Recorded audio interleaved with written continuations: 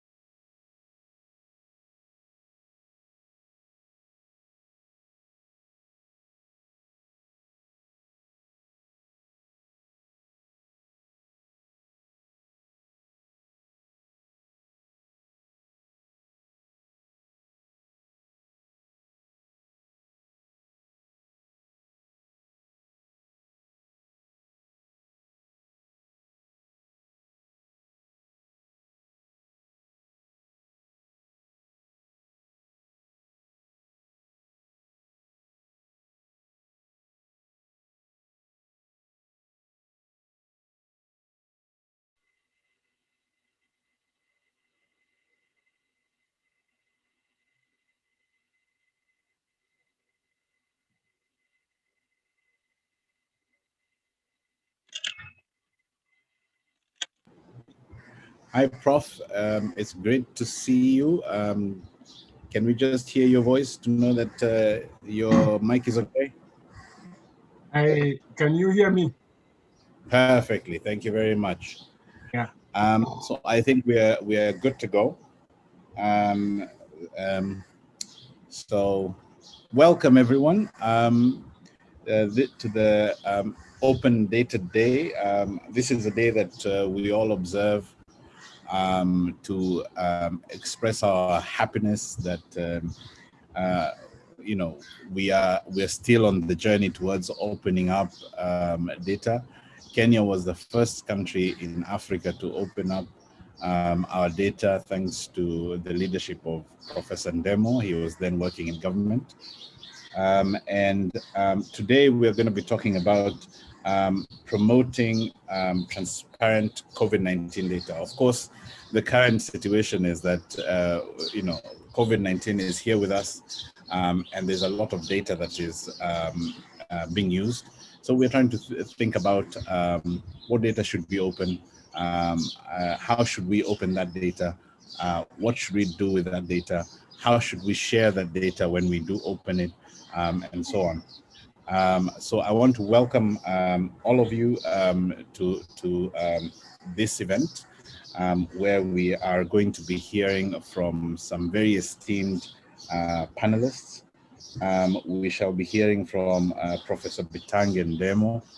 He used to be doctor, so a lot of people, Prof, a lot of people still call you Dr. Bitange Ndemo because of habit. but we now know that you have moved up to being a professor. So we shall be hearing from Professor Bitange Ndemo, who is currently at the University of Nairobi, and I know that he will tell us a little bit about what he is doing with young people there. We shall also be talking to Dr. Shiko Gitao, who is the Chief Executive Officer of Kala. Shiko, I hope I pronounced Kala correctly. You did. Excellent. We are also very happy to have Ms. Immaculate Kasait, who is the new Data Protection Commissioner here. And what we're hoping to hear from her is how she sees her job in the scope of open data and what challenges she sees ahead of us and how we can help. Because when she's so new in her office, of course, there's a lot of help that she's going to need.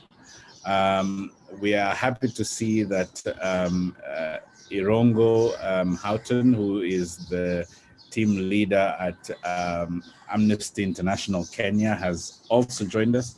And I'm just going to take to do a moment to do a sound check with Irongo, just to see that Irongo can be heard and seen, since I am speaking about him. As soon as he sort of establishes himself. Irongo, just confirm that you can hear me. I can very much, Al. Good morning, everybody. Fantastic. I'm sure he's going to say that we were together in Brazil, in OGP, and developed the first paper for Kenya. Yes. So Irongo, it's great to see you. We shall also be hearing from Mushiri Nyaga, who will be moderating the panel discussion in just a little while. Mushiri is the team leader at the LDRI, which is Local Development Research Institute. Am I right, Mushiri? Have I said it correctly? I'm actually using this moment to make sure that everybody can be heard. Mushiri, did I say it correctly? Yes, you did. Yes, you did. You didn't get the L's and the R's didn't trip you up. Very good. I really tried. I was very careful to make sure that the L's and the R's are not going to, trip me up. And finally, we shall be hearing also from Mugambe Laibuta, who's a partner at Premier LC ADR Consultants and one of the biggest data and law geniuses in Kenya. He's a guru as far as I'm concerned. And I tend to follow his blog quite a bit to learn all I can about the current circumstances, especially with regard to law and data. So we've got a good and full house of some great people. So for now, I'm going to invite Ivy to just give us some housekeeping information, and then we shall be going straight into the event so that we can save up on time. Hi, Ivy. Hi, Al. Thank you. So I'll take all the participants and panelists through the housekeeping for today. This is going to be our webinar format. Therefore, if you have any questions to the panelists, please use the Q&A icon below the Zoom display. If for the panelists,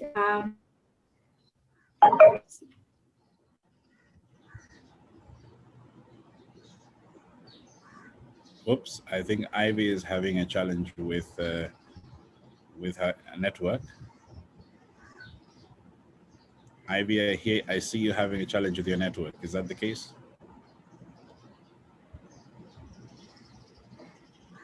Okay, Esther, would you like to take over and assist in this regard?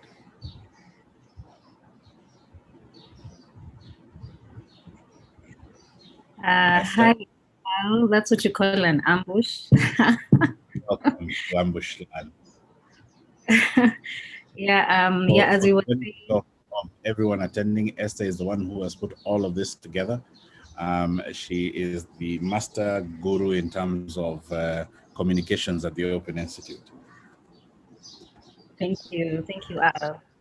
So I'll just take over from where Ivy left off. We were giving you some of the housekeeping rules for this meeting. So we have panelists and attendees. So panelists are free to speak, but for attendees, if you have a question, you can just put it in the chat or in the Q&A box that is at the bottom of your screen. But if you'd like to speak, we can allow you to talk if you need to ask a question. And then for some of the tools that we will use today, we have the usual Zoom chat, which you can utilize to interact. Then we also have a board that we are encouraging all of us to get into and give our feedback on certain topics that we've already prepared and put in there. So we'll be sharing the link shortly on the screen, and you're free to interact and put in your thoughts throughout the whole webinar. And lastly, we will have a presentation on a study that was conducted for African countries. And during that session, there's a survey that will be shared. It's on SurveyMonkey, very simple to use. And once again, this link will be shared on the chat for you to access. And finally, we are live on YouTube, and we really encourage you to share the link out there and tweet. We will share our hashtags on the chat. And yeah, please enjoy the webinar. Karibu Al. Thank you so much, Esther, for putting that together. I'm looking forward to seeing some amazing questions. By the way, you've just said something that I had slipped my mind. Daniel Seve is going to be here at some point presenting to us some research that he has done across the continent, where he has been looking at transparency in the scope of COVID-19. And he'll be telling us about what the current status of many countries on the continent is. This is part of our Restored Data Rights movement, which we're working together with Amnesty and several other organizations to try and sort of get to the continent to think about how they handle citizen data rights across the continent. But for now, I am going to be welcoming Prof. Bitangendemo to come and give us his keynote. Prof, you were in the leadership 9 years ago. It's actually been 9 years since May 11th of 2011, when we launched the Open Data Initiative. And it would be great to hear from you. How far are we now? What do you think is left to be done? And also think a little bit about the rights of citizens where data is concerned, and what needs to be done in that respect. The floor is yours. Thank you, Al. My speech will be very brief, just point out. But one thing I must say is to thank Open Institute to begin local discourse around data. I'm saying this because of what is happening globally. Data, a lot of people don't know the complete supply chain of data, that we had so much data previously, which was dead until it got to be digitalized. And then we can now use it in very many ways. Still, many African countries have their data in formats that they cannot be used for the purpose of building businesses or other things, or developing the culture of data. Because the data we have must be shared. And I'm going to give reasons why it must be shared. Since if Ali, you were there 9 years ago, the 3 months before we launched the Kenya Open Data, the one that we brought out, by the time the president was launching it, we had more than 60 applications. Some were in healthcare, some in education. And if you keep public data hidden, then you are denying your people a chance to create new organizations that would give rise to employment, and then also create some level of efficiency. I'm going to talk about that a little bit, what has happened with respect to the context under which we are in now globally. This context is what we call the fourth industrial revolution. Every revolution, the first one realized some level of productivity. The mechanization of farming improved how much we can harvest because we were using machines to do that. And then came the mass production in the second industrial revolution. This is how we began to afford things we would not have afforded because of mass production. The cost went down by producing more. The third industrial revolution, virtually every one of us understands what exactly we benefited from. Even though we didn't benefit across board like most countries realized productivity by deployment of ICTs, we can see in the area of the financial sector that we were able to bring a lot more productivity in that space. Because it used to be expensive to send money, it took so much time, there was a lot of inefficiency, but that has been removed. But we need to move even much deeper, and that is where the fourth industrial revolution comes. Those countries that realized the benefits of the fourth industrial revolution are now the countries that are amassing wealth as we sit and watch. I was reviewing a book which is going to be published in the next few months, which is talking about the intensified use of just AI, one of the technologies that will drive the fourth industrial revolution. AI has taken the entire world. But those countries that have utilized it and developed the skills to understand it, that is China and the US, are accumulating capital in an unprecedented way, meaning that if we don't begin to do the same or to create that level of competitiveness, the gap between the rich and the poor countries, in this case, two countries which dominate because of their platforms that make them to use that data, we are going to see a lot of inequalities in the days to come, not just inequalities, where we would have moved into manufacturing because of the productivity gains in those countries. What we are going to see in our side of the world is that we cannot even compete to make a glass which we can use to drink, because they can use that to get into robotics, artificial intelligence, machine learning, and they can produce it at a level that we can't compete.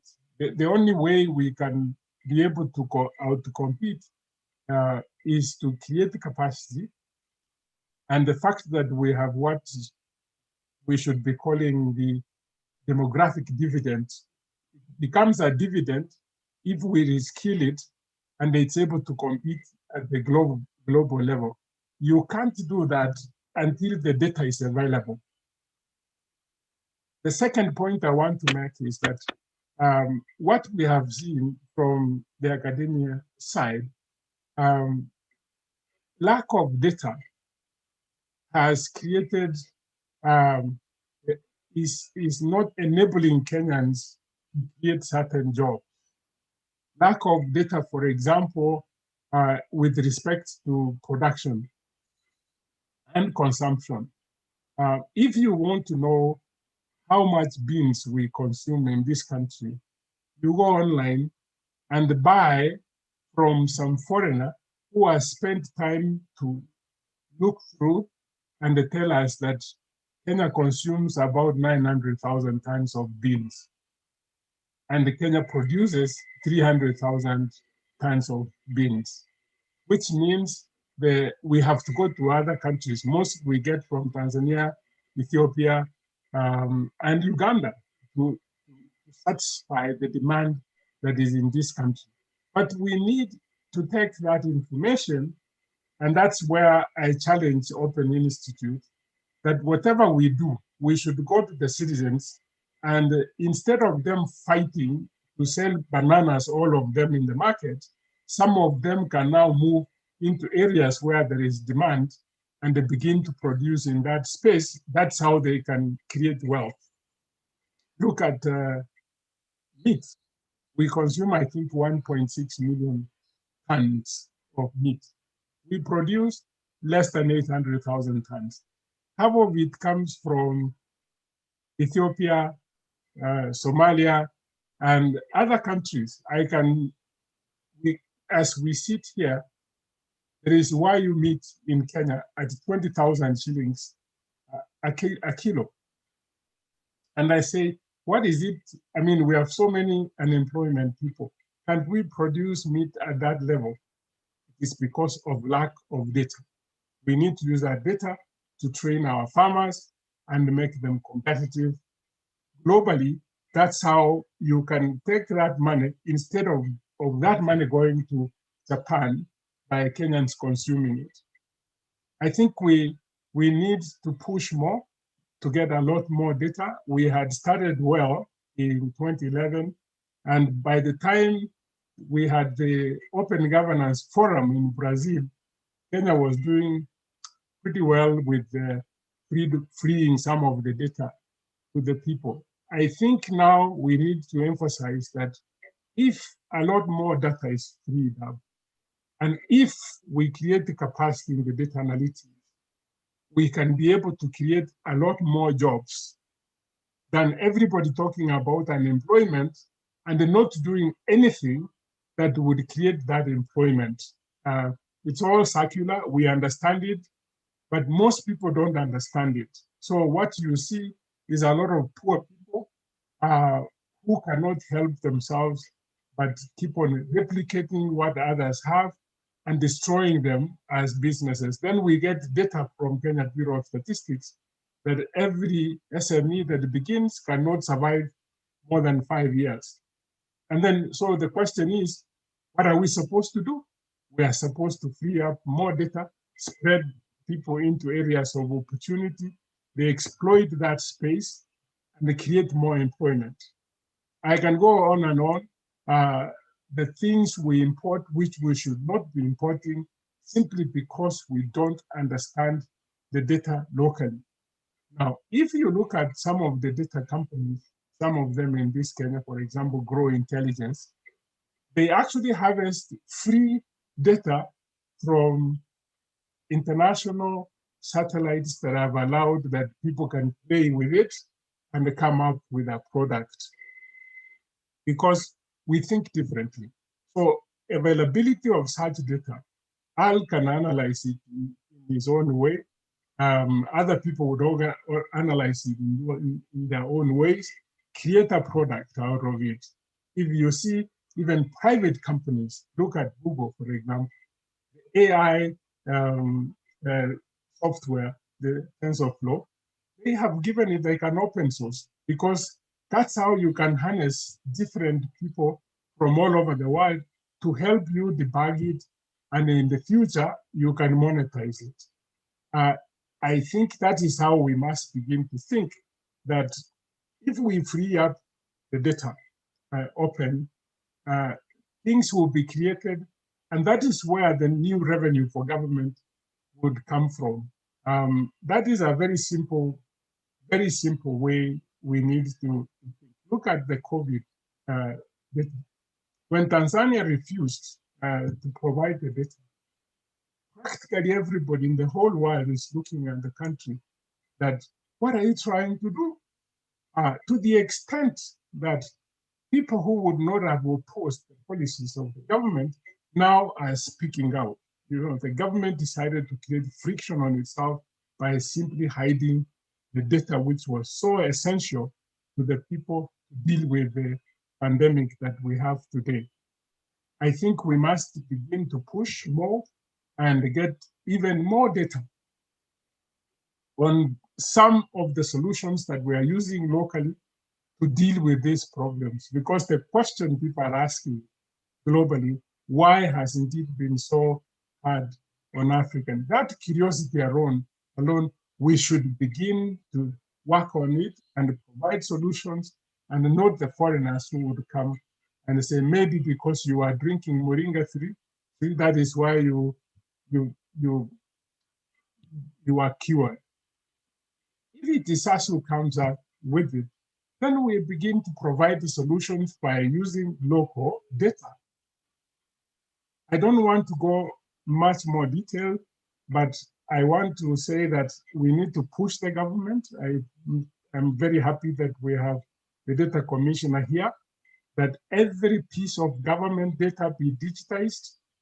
That way, it becomes the data that we need to teach people machine learning and be able to get into artificial intelligence. Artificial intelligence does not mean that we would create unemployment in this country. What artificial intelligence means, it would enable us to be more productive and begin to develop new products.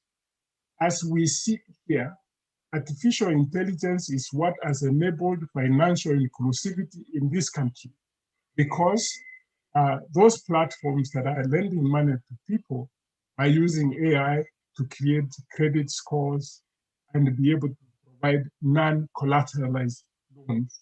There is much more that is happening in that space.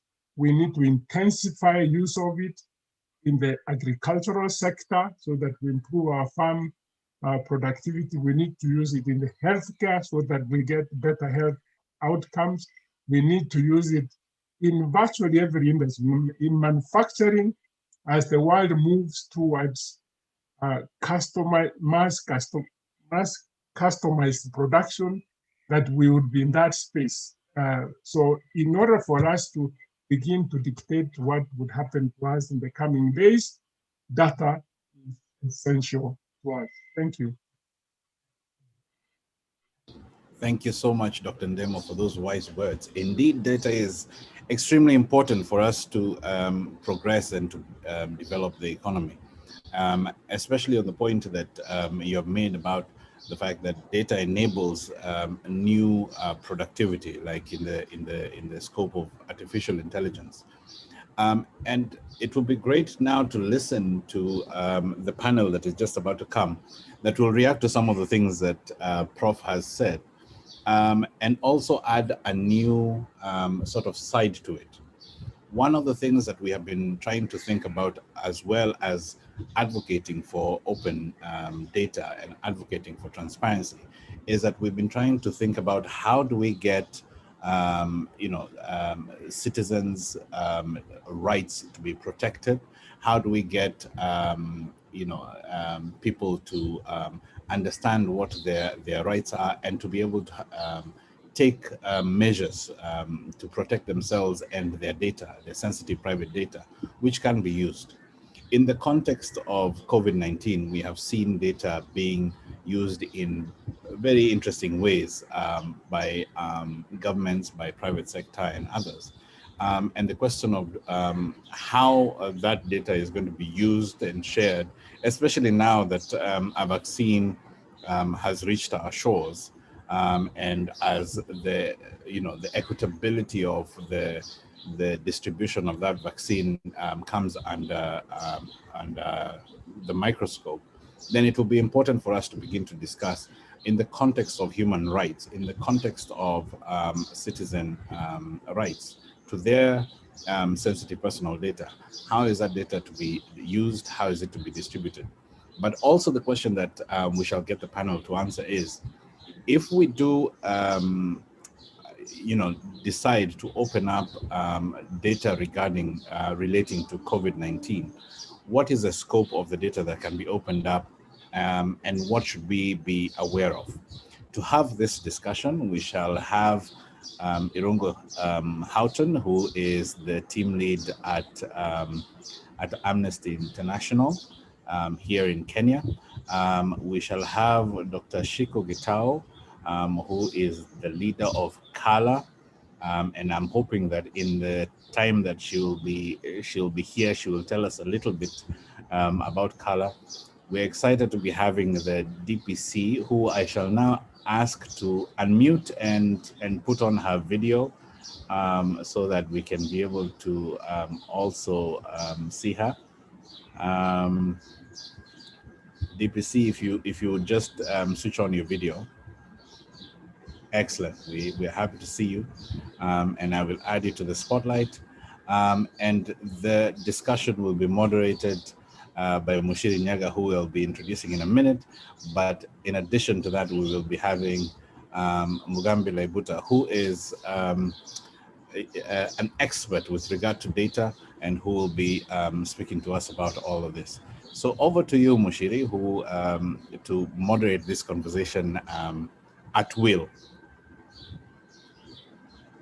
Thank you. You've placed yourself in very dangerous territory. Delighted to, of course, be in the presence of such an eminent panel. Professor Ndemo, it's always a pleasure to hear you speak. You inspire us to go further and go faster.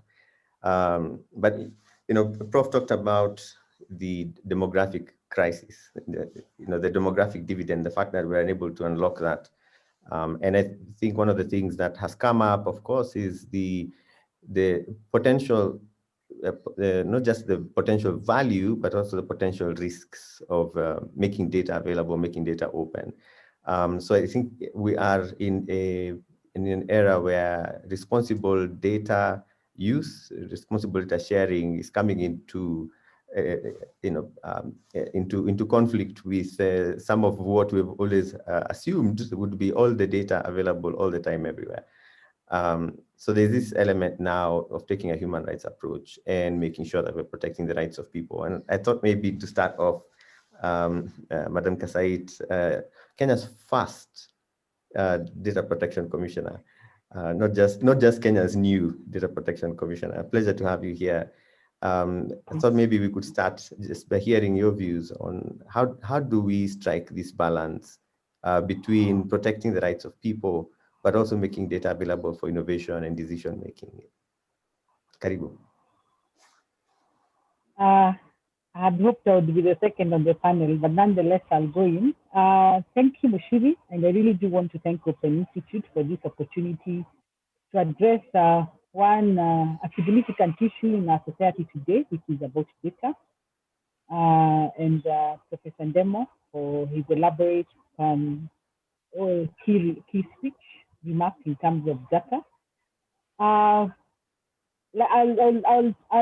address the concerns. One of the concerns and questions posed to me was what decisions about open and transparency of COVID-19 data globally mean for its access and use in Africa.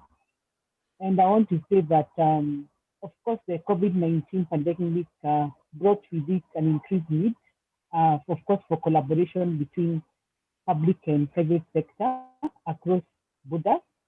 The pandemic has necessitated the need for an open exchange of information to tackle health emergencies. Further, the presence of accurate and timely data access and data sharing are critical not only in understanding the virus itself, but its spread, improving the efficiency of government policies, and fostering global cooperation. We must, of course, quickly develop and roll out. It will help in terms of rolling out treatment. The openness and transparency can take various forms. In case of the data protection, openness and transparency, when it comes to public sharing of data, would usually lean towards provision of data anonymization. To provide information, to aid research, to guide policies, to develop intervention. In the world of innovation, where innovators need more data, open and transparency may mean accurate and more complete data. Perhaps we would adopt a method of pseudonymization of forms to enable developers target solutions. This would not only have a spillover effect on the spread of a solution in fighting COVID-19. There is therefore no doubt there is an ever-increasing need for data to come up with solutions, digital or otherwise, to effectively trace, contain, and mitigate the effects of COVID-19. However, at the way my data commissioner's hat, I must be of the view there must be a balance between public interest and the right to privacy. And the fight against COVID-19 cannot be incompatible with the right to privacy. Thank you. Thank you very much, Madam Said. This is truly an era where we're having to balance this tightrope. Irongo, you spend all your working hours on the right side of conversations. I'd love to hear your thoughts, especially since you've just come from protecting the rights of trees. Thank you very much. I'm sure there's a data lesson that I could draw from protecting Kilimani trees, but I haven't found it yet, so I'm not going to make it. I think I'll start with really the 2 points that have been made very clearly before. First of all, I think Professor Bitangan, first of all, good morning, all the panelists and everybody that has joined us this morning. It is a wonderful time to be alive and to be active on this issue of data for development and protecting the right, the right to privacy.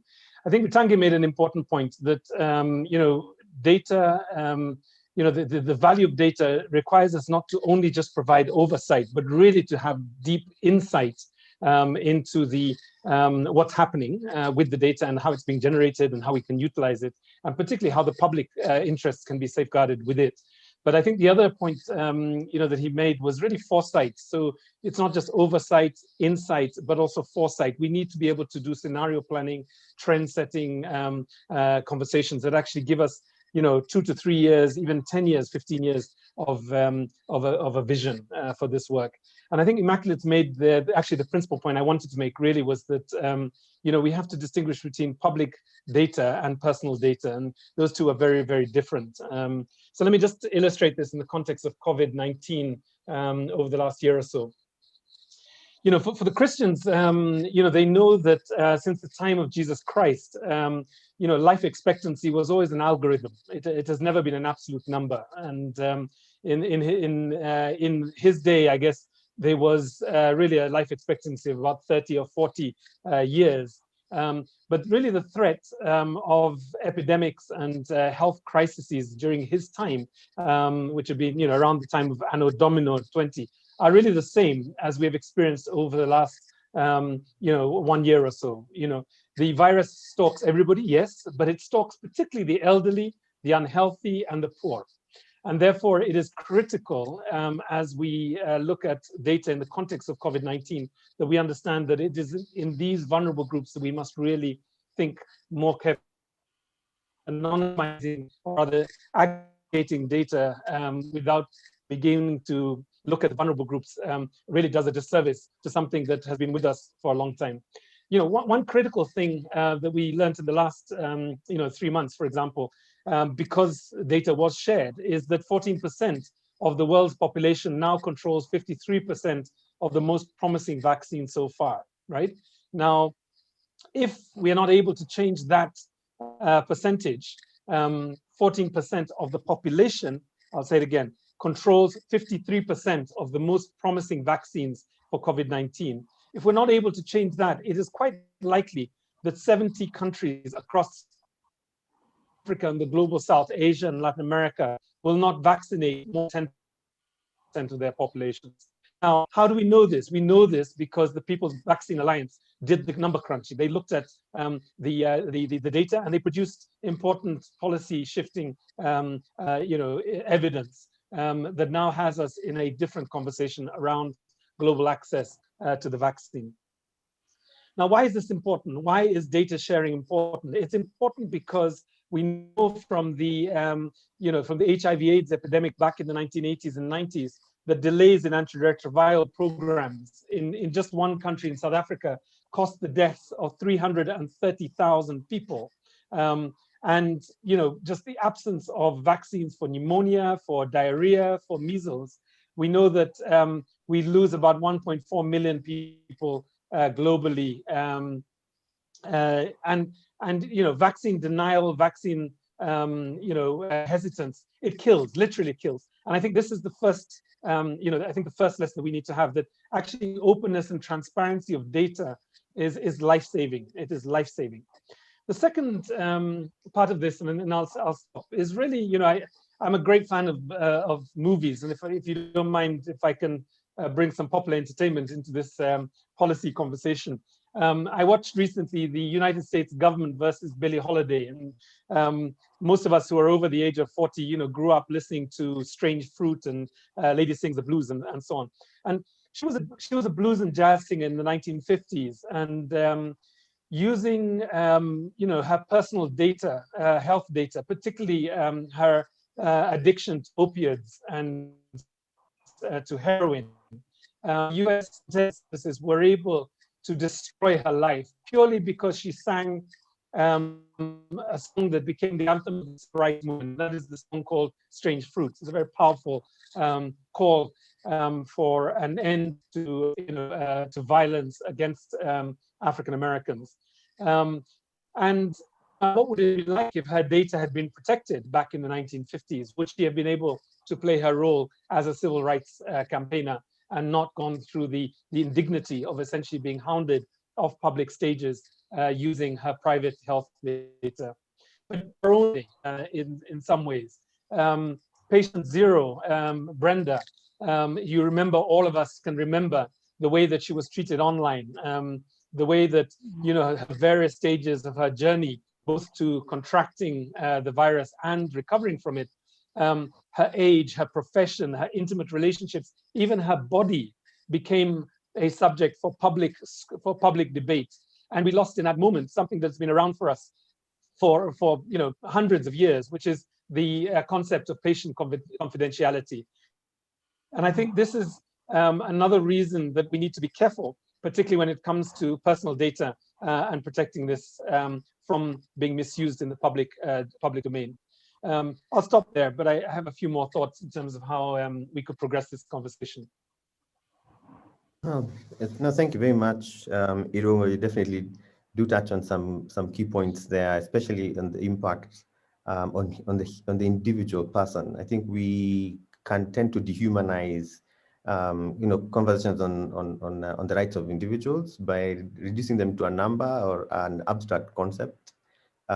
So thank you for really connecting some of those examples. Shiko, you're probably in this unique situation of being in the private sector, working around organizational transformation.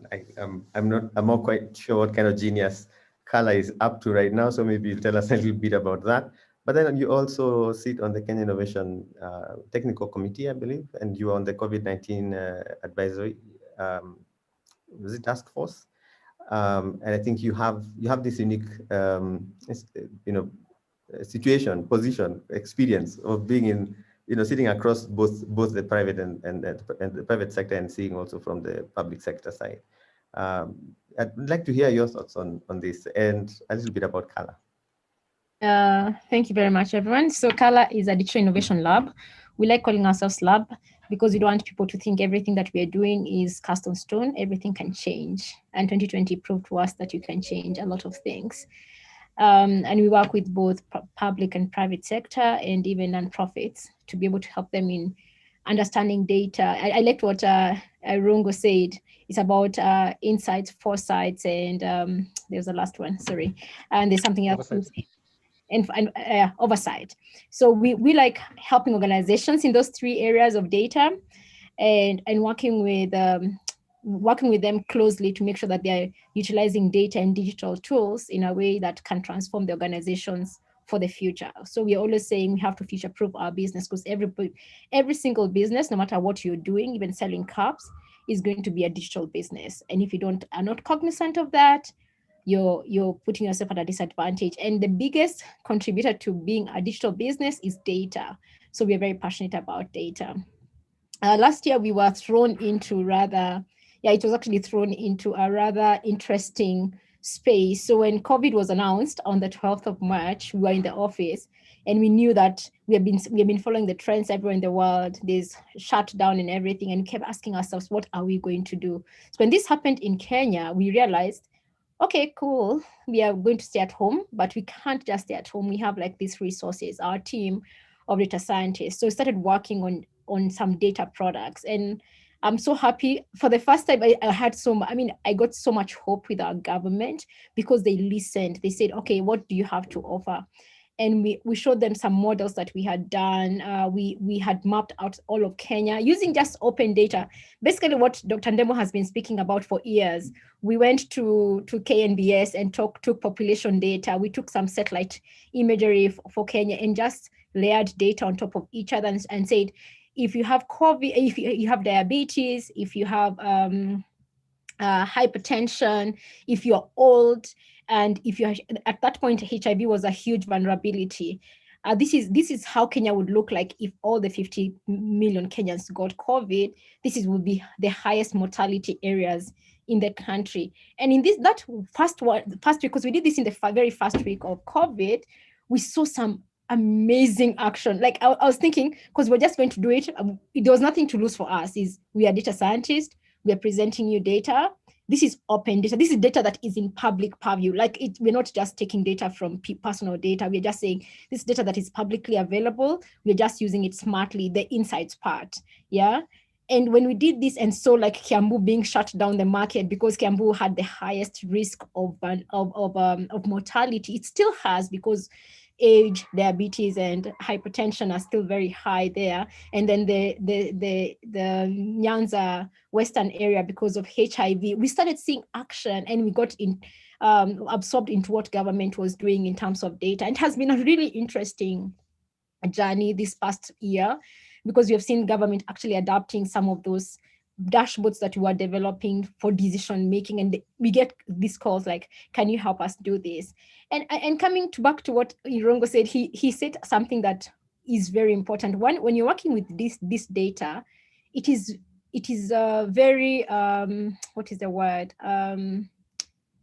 you can be insensitized. You can actually, a part of you can die because you're seeing all these numbers all the time, and you forget that every single line of data or every single number represents a human being and a human life. So that sensitization of people, because at some point when there was fatigue around COVID, you could see people just dismissing, asking, oh, but COVID, last night more people died of road accidents than COVID. Why should we look at COVID? And you have to remind them that, guys, these are human lives, yeah, that we are saving. And even we as much as we should be stopping road accidents, we should also be stopping COVID from doing the harm that it's doing in the country. And that sensitization and bringing the human part of it is very, very, very, very important. And it's data storytelling. So the biggest part of this is just saying, this is data that we are seeing, but how do we humanize it? How do we tell stories around this data in a way that people are able to do it? And when this in the desensitization of COVID started happening, we started saying we can't just focus on COVID, even us as data, from a data point of view. We have to show the whole spectrum of health and data health. And this is data that is publicly available, or as the DPO is here, she should be able to be telling us, it should be publicly accessible data is the right way to say it, because it's data about our health and the health of Kenyans. We're not giving personable identifiable data, the PIIs. So we are saying that we started looking at how is malaria working out in other parts of the country. How is vaccination for children doing in parts of the country? We did an amazing visualization around gender-based violence, and you could see that we compared 2018, 2019, 2020, and just the spike of gender-based violence that happened, we started seeing action. And by combining these different data points and data insights, you start seeing action. And for us, it's not just about crunching data. We are very clear we're not going to be just building fancy dashboards and fancy visualization. We want to push for action. We want to be able to say, we have moved the needle. If it's just building dashboards, I might as well be doing that under, okay, I can't say under a tree because people are actually learning under trees these days. But I may be doing it somewhere else.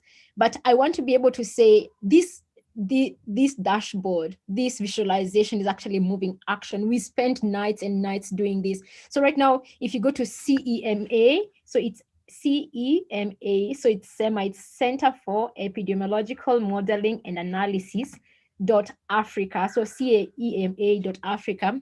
So for us to make this work sustainable and never to bring Kenya to a place where we were, where we didn't have a group of Kenyans, a group of locally understanding and passionate Kenyans coming together to be able to help the country and the government make decisions using data.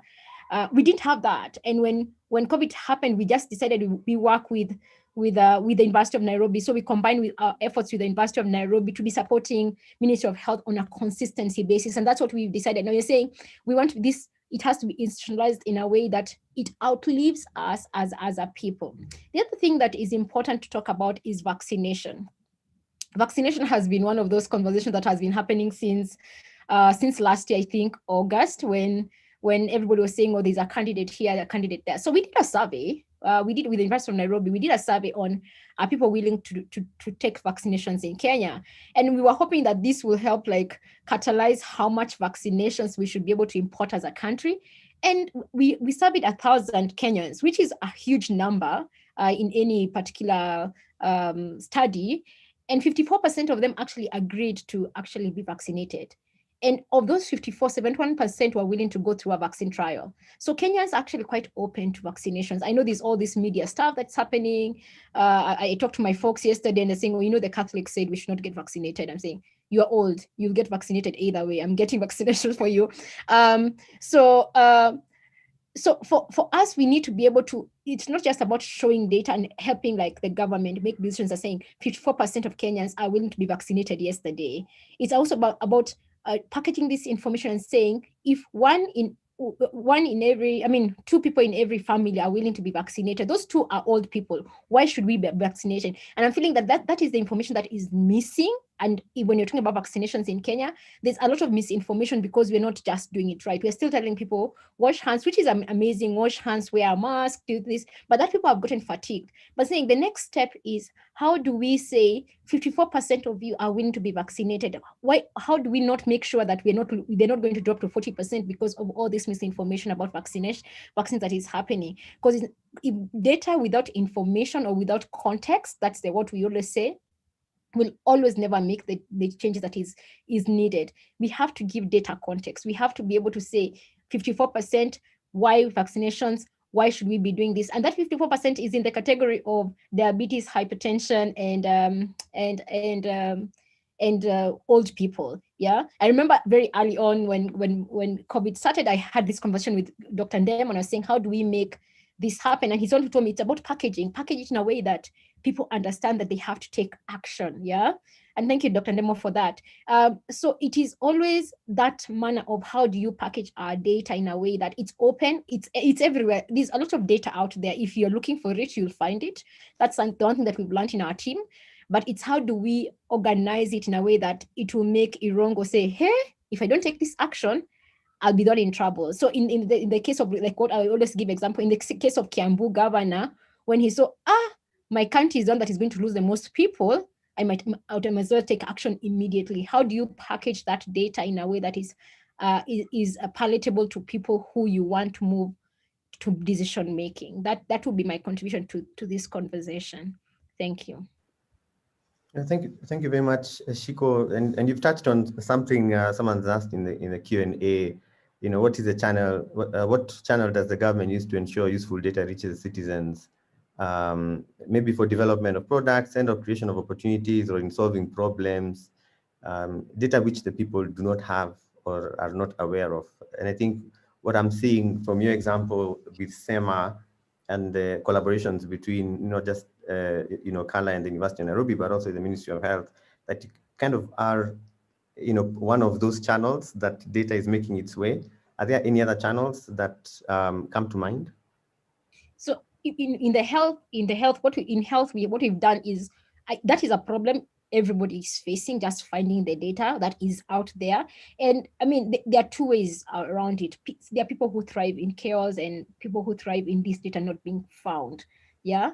And there are people who just don't know how to organize the data that it can be found. So what we are trying to do for health specifically is organize this data in one single source, such that if I'm looking for health around HIV viral load in Kiambu, let me just pick on Kiambu at this point, I'm able to actually find it somewhere. So we are building in the next couple of weeks, you should be able to see, if you go to SEMA, you should be able to see a health data catalog, and it just lists all the health sources that we can easily found. And we've done this with help of Ministry of Health, because even Ministry of Health, this is helping them do work, because the more people have insights, the more interventions are being built.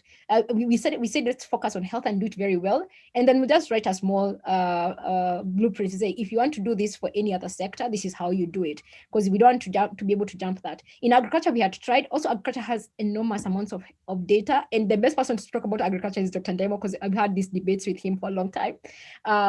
So even in agriculture, there's lots of help, but it's not organized. So it's just getting one person, and maybe Open Institute, this is where you take a challenge, and helping people just organize data in per sector or per industry, such that anybody who's seeking data in that area, you don't have to have the actual data. It's just links to those data or pointers to those data, such that data scientists, researchers, policymakers are able to do this. Because the one thing we've learned quite surprisingly is that once you have these insights, policymakers are willing to listen.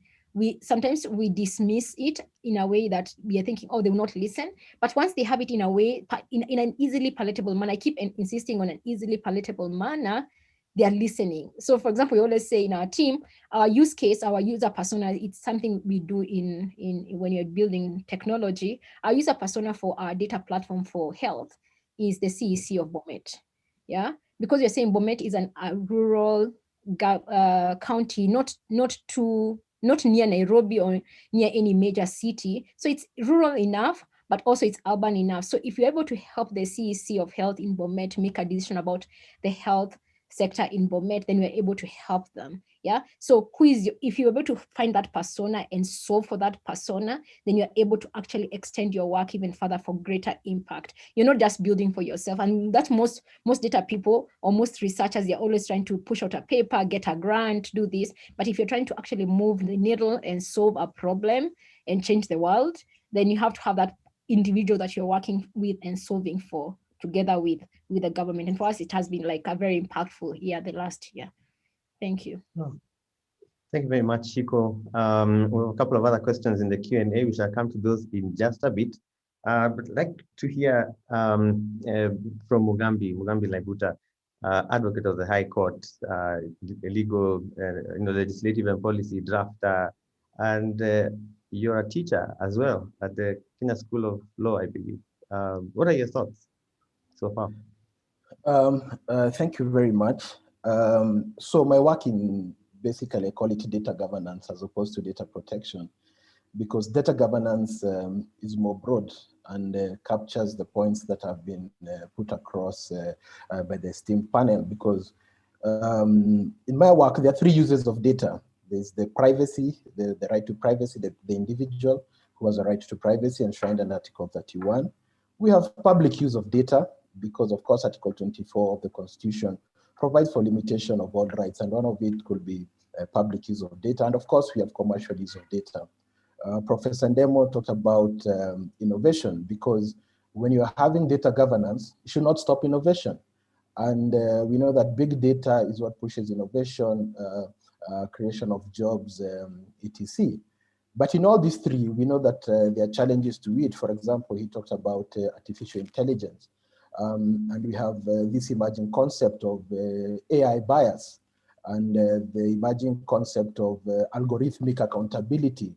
So these are some of the issues that really we need to think about as we are dealing with data, either for public purpose, for private purpose, or commercial use. Now, I've worked with both private, public, and academic sector in terms of issues relating to data governance. For example, when I worked as the Director of Legal Affairs and Acting Director for Health at the Council of Governors, one of the biggest challenges we had, especially in terms of health, was having correct data. We all know, of course, about DHIS2.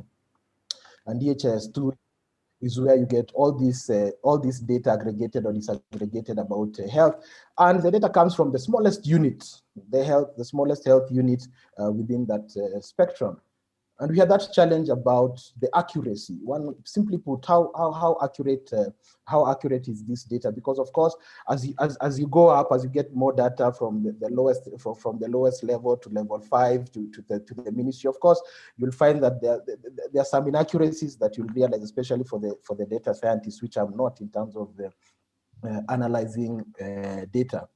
Now, tools that we may use to ensure that all this takes place. Of course, we all need in the institutions that we work with, we need to carry out data inventories. What kind of data do we need? What kind of data are we using? And what kind of data are we sharing? And for what purpose? Because of course, when I'm carrying out data governance audits in an institution, even in an institution, there are three kinds of data. There's the data about the institution that is public. There's institutional data that is not personal identifiable data, but it's data that's supposed to be private. For example, trade secrets, and the like. My work, for example, with health research institution is that they have research and some innovations that, of course, that are within the institution that they would like to keep private, because some of it goes to intellectual property.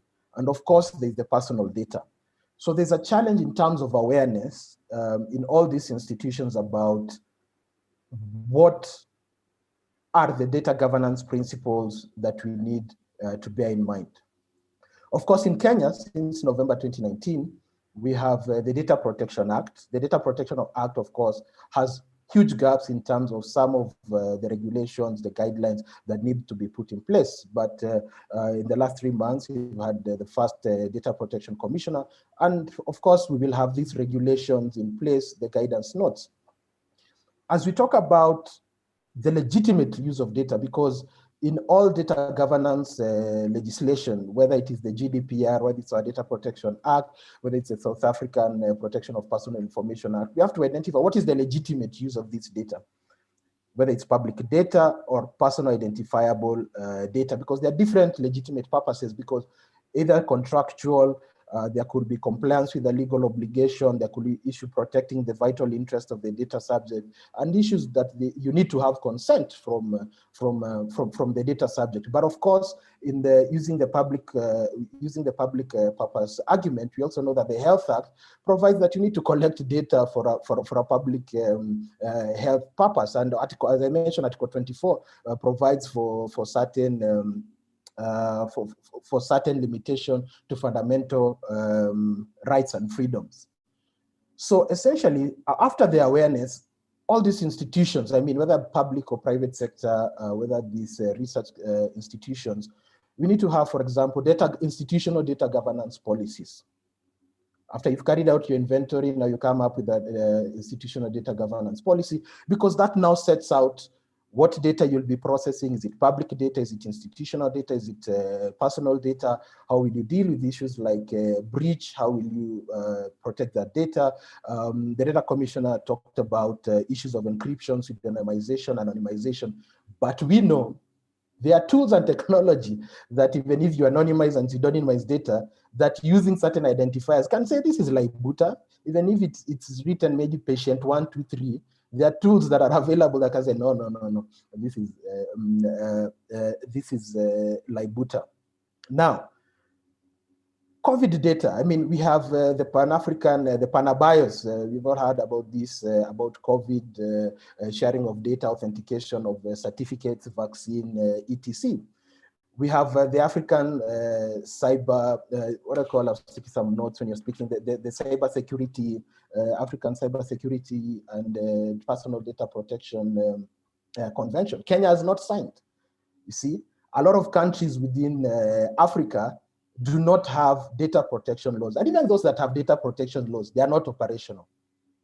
For example, South Africa has had the data protection law for many years. They had an information regulator, and until now, the information regulator time is almost up, and the act is not operational. We have countries like Nigeria, where you have data protection regulation. They are regulations. They are not an act of they're not an act of parliament.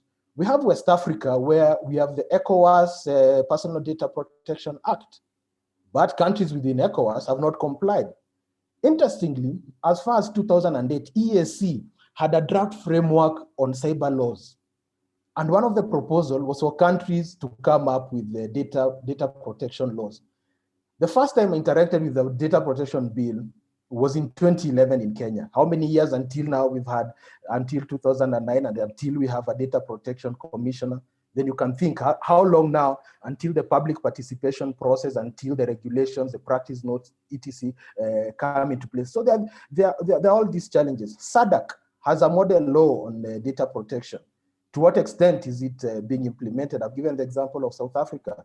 For all those years since 2019, having this Protection of Personal Information Act, they have an information regulator. The act is still not operational. It should be operational mid this year. We have the challenges of regulators, data protection regulators around the world. And this is just simply research that has been done. Even if you look at countries like Ireland that are regulating, let's say, for example, Facebook and the collection of data, huge problems in terms of resources, both the monetary resources, both human resources, in terms of the decisions that they make, are they punitive enough, and all that kind of issues. When now COVID came, there are different regulators were issuing guidance notes, etc., saying, no, all this data needs to be shared for a public purpose, but you have to obey certain basic principles relating to data governance, relating to data protection. One country actually, I think it is either Norway or Denmark, skipping my mind, the regulator, the data regulator declared a certain application on I mean, the apps that on your phone for contact tracing. The data protection impact assessment was not correctly done, and they showed there's too much risk. So we ask ourselves, even as we do all this in Kenya, how many of these initiatives where personal data is involved are we carrying out data protection impact assessments? Because if we do not identify the risks that are involved in this data that we are using, and not only for personal identifiable data, there are also risks for public data that is there in the DHIS, data that are there in the ministries and etc. As you know, the European Union has the European Data Protection Supervisor that gives guidance to European institutions about how they should handle both public data and personal data. I believe in Kenya we need the same. In as much as we may not be dealing with personal identifiable data, but what are the protocols of accessing, of using, of protecting public data on such issues? But to conclude, the tools that we can use, carry out a data inventory, have institutional data policies within the institutions we work, continue carrying out data protection impact assessment. And remember, data protection impact assessment is not an event. It is a process, because you're continually doing research and increasing data. So it is a document that is live. So today I might have carried out a data protection impact assessment, gone to the ODPC and said, hey, I have done it. The ODPC says, iko sawa. But tomorrow I'm adding another component to this thing that I'm doing, which means whatever I submitted to the ODPC does not make sense anymore. So there are those things. I think I've tried to do my work, my public duty, by having a website and a blog to discuss these issues. These are new issues in Kenya, but I believe we can strike that balance. No, thank you very much, Mugambi. And your website, your blog is a resource for many of us. And clearly those gaps that you're talking about and the challenges are not just challenges that are being faced by Madam Kasait in terms of putting in place the legal and policy infrastructure in regard to guidance notes and regulations, etc. This is clearly a challenge that's being faced by the data protection community across Africa. But it's also good that you pointed out the opportunity that we are presented with at the continental regional level in the form of the those normative frameworks, those normative documents, because those in some ways provide us with a place to start so that we're not starting from scratch, right? But then also provide those working on these issues with that platform for advocacy. Going back to our colleagues in the public sector and saying, hey, look, we are signatories to this, we are members of the East African community or the African Union, etc. We should be aligning as much as possible with this. So there's a place, I suppose, there where we can start. We only have a few minutes left for this, but I really wanted to, put this out and just hear from a couple of you. Professor Ndemo, this question sits within your history. So it's a two-part question from Wilfred. He asks whether we shouldn't be having a national data aggregator, in addition to a data protection commissioner, because of the issue of data being in so many different places and the challenge of trying to bring that all together for sense making and decision making. But then, of course, I think the the second part of that question, I think for me has to do with, he wants to know the status of the Open Data Initiative. Because I think in one way, the data aggregator would have to be putting data somewhere, and probably he sees the Open Data Initiative and the portal within it as part of that. But maybe the first question, the first part of that question, in a couple of minutes, do we need a data aggregator, Professor Ndemo? You're on mute. I've remembered mute and mutant. I personally, I would say no. Even with the office of ODPC, I think what their role should be is not to aggregate and then have one gateway.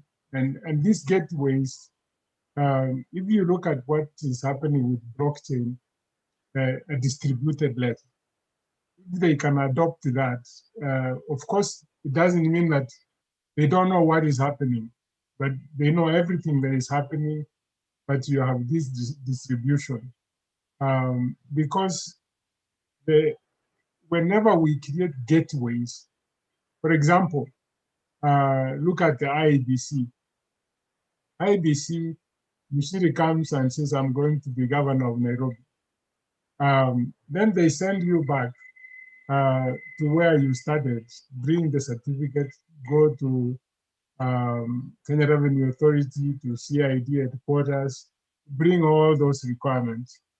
And what has happened, and what we saw from last election, is that it creates opportunity for the gateway in each one of those. You go to CID, someone says, nitasaidia wewe, lete kitu kidogo, here is a certificate of compliance or certificate of good conduct.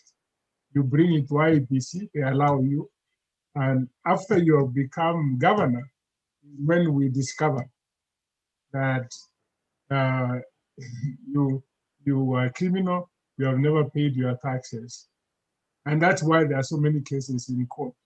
What blockchain does, and this is in line with digitalization, is that you have everything recorded, and the system would check whether you have ever had any criminal record.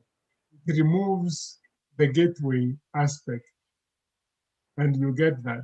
So aggregating into one office and making the last decision would create a bottleneck and perhaps rent seeking. I think we need to move from that. What the new technologies bring is to remove that aspect. And I think you are going to see this is like corruption going down because of these decentralized ledgers. One ledger can lie, but another ledger can, when you're trying to validate, you find it has correct information. Just yesterday, we had several editors discussing, and myself, I was saying, you are to blame because we don't have the data. We have everybody running as a presidential candidate saying, oh, this one is a thief, this one is a thief. If they had their data out there, those who are saying this is a thief, you probably find at some point they were also thieving, so that the citizen can be informed. I can go and get data from somewhere, and it gives me that information. So I am rooting for blockchain as we move forward. Thank you, Prof. Now I'm eating into Daniel's time, but there's one hot question here for Madam Kasait, which I think might be a 1-minute answer. Someone's asking whether we should, given the privacy issues, whether Kenyans should resist putting the information in these sign-in ledgers that we are made to sign when we're entering buildings, citing privacy and probably provide them with way more limited information. I think that, thank you very much. I think that's one of the issues that we should be considering in terms of giving guidance on how to proceed on that issue. I don't want to respond to a specific one, but allow me to just say I want to thank Lebuta for the question, for things he has. I came prepared to answer COVID-19 questions. However, I wish to summarize in my 1 minute in terms of what my office is doing to prepare the scope in terms of our work. One, we have begun working on regulations, and there's a task force gazetted. Part of the task force will be able to identify some of the gaps that the participants are asking. Two, the question raised about awareness, and the question is which one comes before, awareness or structure, or vice versa? Because you know, by our nature as Kenyans, once you create massive awareness, the next thing you will have complaints, and you have not created an opportunity for people for purposes of compliance. So awareness is one of our priorities, I have to say, in the next 4 months to 1 year. And then, of course, institutional framework, policies, standard operating procedures, and also having manuals. That is our priority. And we've already prepared 3 manuals. We have guiding notes. We have posted some on our website. And finally, I want to say we'll have an opportunity for public participation once we finish in terms of the regulations. And I'm happy the members of the panelists will participate in that. We'll be able to engage you for you to give us your views as we prepare and complete the guidelines on how we are going to move forward. And as I conclude, I know I may not get another chance. I want to say I think no one is opposed to innovation. However, the question will always be, how do you balance to make sure that you're making that the issue of personal privacy is taken into account, even as we innovate as a country? Thank you very much. Siri, let me say one word. Yes, Prof. I want Madam Kasait to call a press conference on Monday and ban asking of IDs. That would put us straight into discussion about data, the whole country.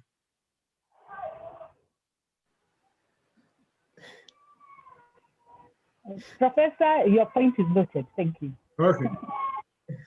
Excellent.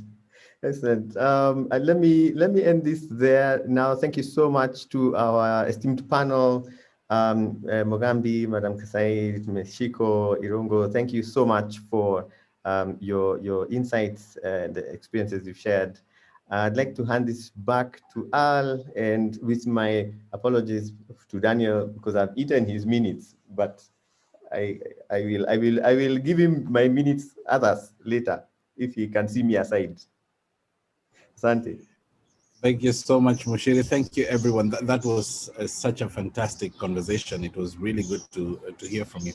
Now, without further ado, Daniel has been doing some research across the continent about the state of how data protection, data rights, data use, data sharing, responsible data sharing is being done. And I'm going to give the floor to him so that we can try as much as possible to end on time. I'm going to give the floor to him so that he can give us his presentation, because I know that all of us are going to be extremely interested in hearing about this. So Daniel, the floor is entirely yours, and we shall make sure that Mushiri refunds the minutes that he has eaten of yours. Thank you very much, Al, and thanks to everyone on the panel and all the presenters this morning. It's really interesting and enlightening to listen to everyone's comments. And even though it ate into my time, it makes my presentation a lot easier. Lots of the comments are relevant. I have been researching about what's been going on the continent. Just by a very brief way of introduction, I'm a Fulbright scholar at the New York University, focusing on global data law. And this research is ongoing, as was emphasized earlier, with evolving technologies. We've got to keep researching, keep understanding as the government and private sector response changes in relation to COVID, to understand how these issues are evolving, as our understanding of how data is used also changes. So today I will be speaking very briefly on our preliminary findings on the themes which are highlighted in the Declaration for Restored Data Rights. I know I was going to briefly speak about this after my presentation, so I'll be as quick as possible as we go through some of the key themes we've identified in relation to transparency for the different African jurisdictions we're looking at, to understand how transparency and how the COVID-19 pandemic highlights these issues and how multifaceted they are. So to begin, we've identified 7 key analytical areas. This slide just explains what the study is, which is basically a framework that we've developed to then qualitatively analyze these issues. But just to jump into the issues, because unfortunately there's not much time, we've identified 7 primary lenses where we're looking at transparency in relation to the declaration. And the first one is aggregated data and metadata being publicly accessible. The second one is open source software and algorithms being used. And hopefully we have time to go through all of them, but I'll see how far we get in terms of the 7 that are available. But to begin with the first one, which is aggregated data and metadata, just very briefly, most jurisdictions that we're looking at, so we're looking at Kenya, Nigeria, Ghana, South Africa, and Mauritius, report aggregated statistics related to various insights into the COVID pandemic as it evolves in the country. So many of these report the number of people who test positive for COVID, the number of people who recover from COVID. And in some jurisdictions, there's more detailed information. For example, in Kenya, there's also reporting about how many people are on oxygen within hospitals. And this information is really valuable, both for informing public scrutiny of government response to COVID, and just so that the public can understand how the pandemic evolves. But we've seen in all jurisdictions publication of this data. There are, however, of course, gaps, because there are certain closed data sets that governments have where they are not publishing aggregated metadata that is de-identified. And so there are significant improvements that can be made from a transparency perspective. The second lens is open source software and algorithms being used to analyze COVID data.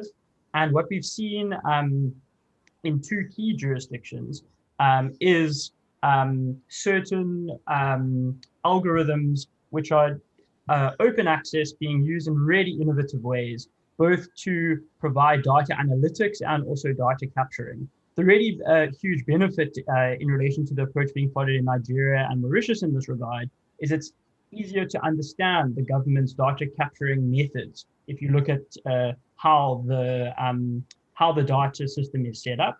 And it obviously also provides the opportunity for widespread global interaction and support by a strong community of developers. And there's been funding from multiple sources in these jurisdictions. You've also seen in some jurisdictions, like in South Africa, just a description of how algorithms operate as opposed to actually the open source software being used. The next analytical lens, very briefly, is information on what entities are collecting data, from what communities, and for what purposes being publicly available. So just very briefly, this is about data collection practices, which are going on within the different jurisdictions. And there's significant data collection happening, both from a private sector perspective and by government. We know quite a lot of what's happening just based on what governments are publicizing, but there's also a lot of data that's opaque and where more information is needed. Data is also being used in many ways to address the pandemic. For example, in many jurisdictions by police forces to identify people who are breaching COVID-related regulations.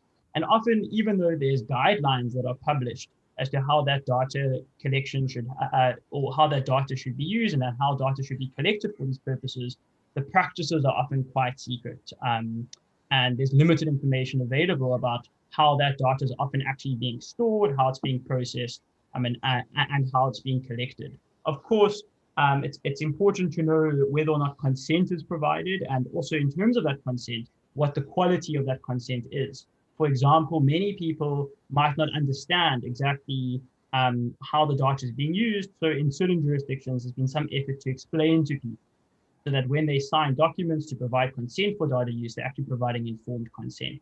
Unfortunately, I see we're running very low on time, so I won't have time to go into the further analytical lenses. But I really do hope that you'll be able to engage with this with the intention to publish more of this research online. And I really look forward to also receiving your feedback from the surveys that have been sent out. And hopefully that can enrich this work as we continue to understand the evolving use of data in relation to COVID-19 on the continent, and draw lessons for how different jurisdictions are dealing with these issues and the challenges that are being faced. Thank you very much.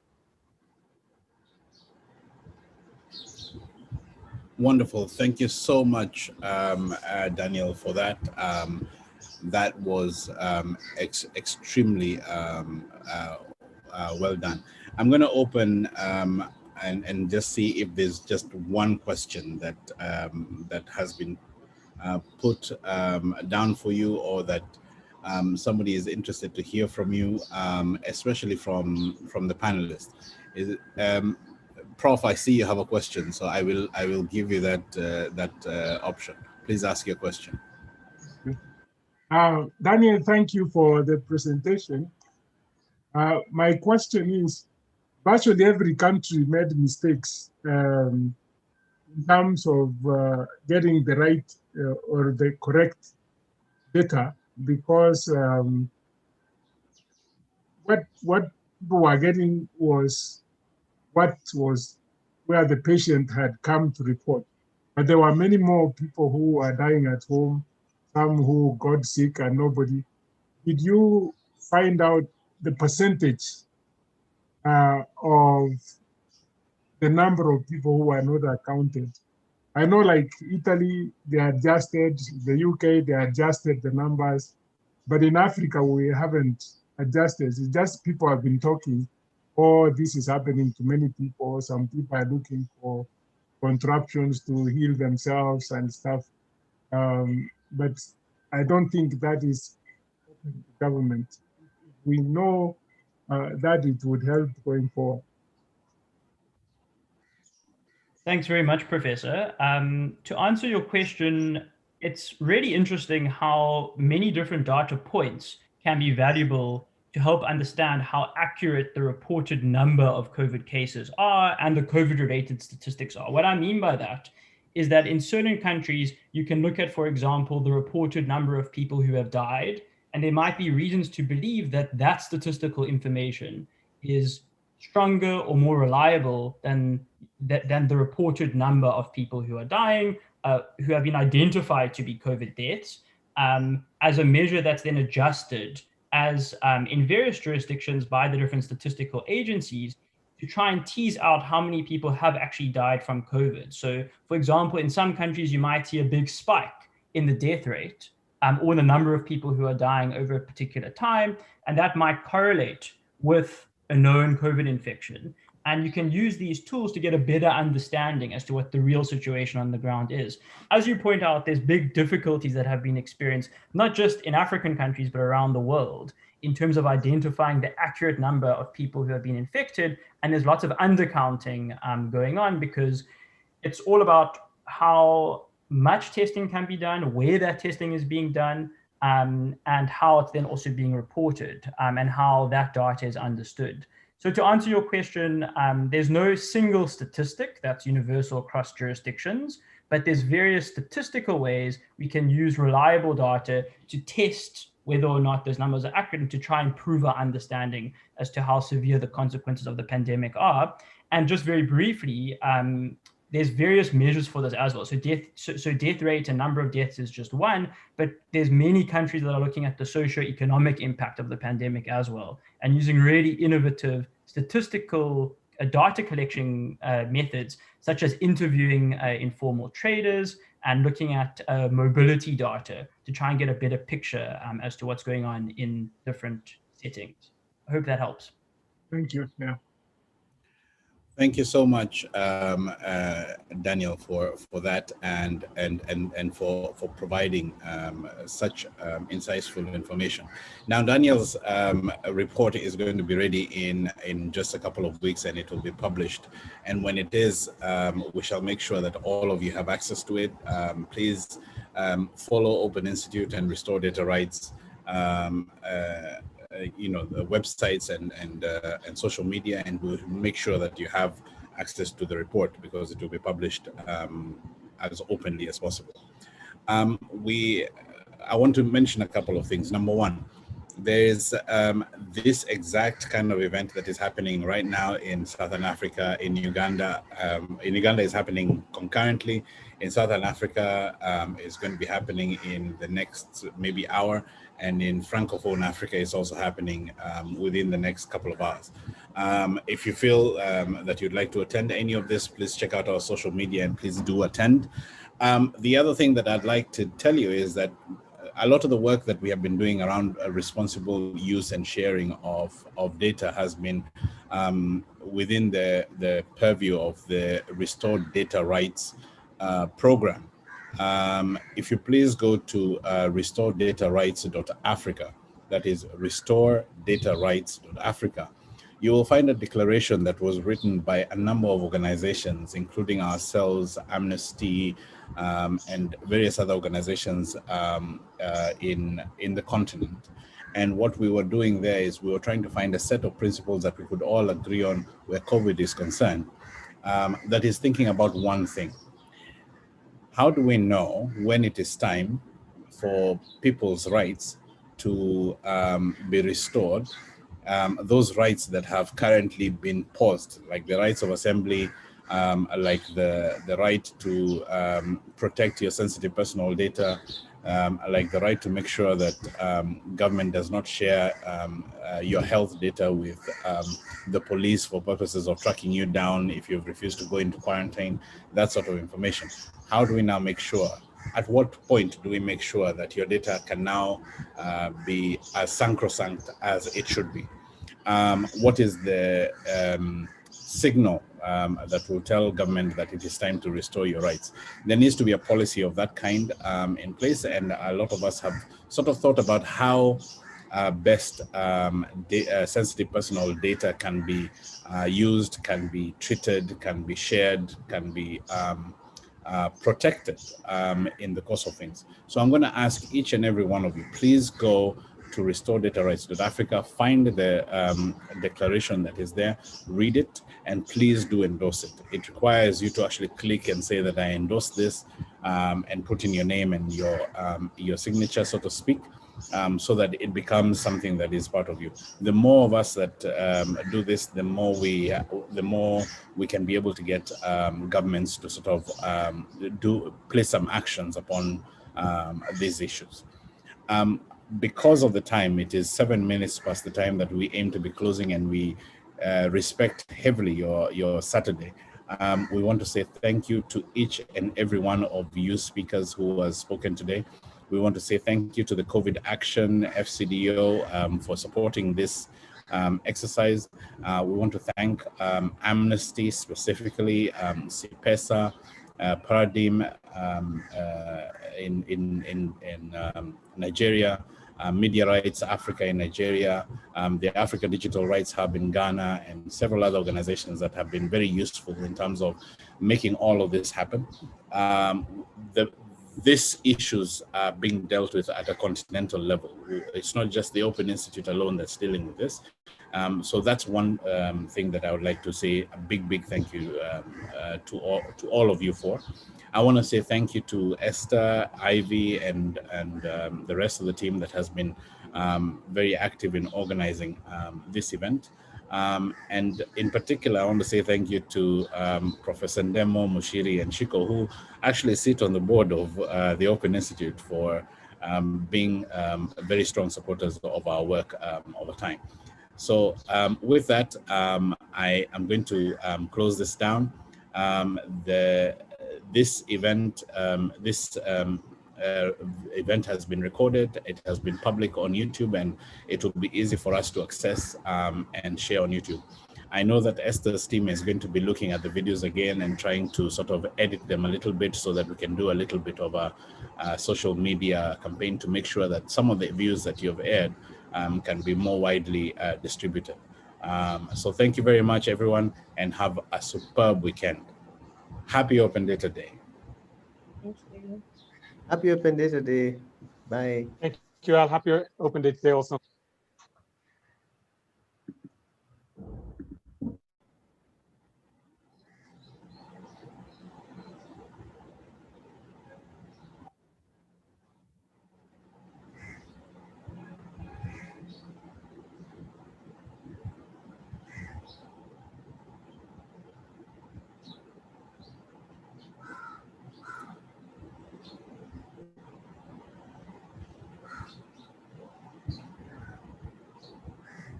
Esther, I think you can now close the broadcast on